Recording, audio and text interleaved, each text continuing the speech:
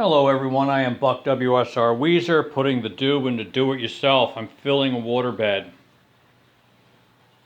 Have you ever had the challenge of filling a waterbed and you weren't able to connect the garden hose to a faucet?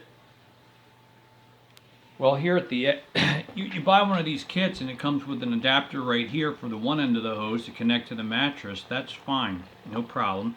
And then they also give you a couple adapters for the other end of the hose to connect onto a faucet. And there's a couple of different options. My problem is most modern faucets aren't compatible with these connectors anymore. So not one faucet in our home, in the kitchen sink, the bathroom sink, the laundry room sink, none of them were able to use these. So I am going to show you another method that I feel very clever about.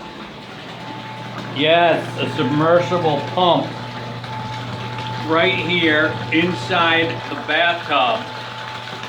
So this allows us to fill the bathtub with warm water and pump it straight to the waterbed mattress. You know, if you fill your mattress with cold water, it'll be days or weeks till your little waterbed heater gets it up to temperature enough to sleep in.